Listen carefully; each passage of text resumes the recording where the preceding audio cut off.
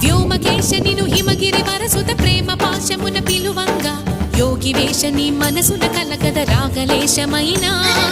హే మహేశని భయద పదాహతి దైత్య శోషణము జర్వంగా భోగి భూష భువనాళిని నిలుపవ అభయ ముద్రలోనా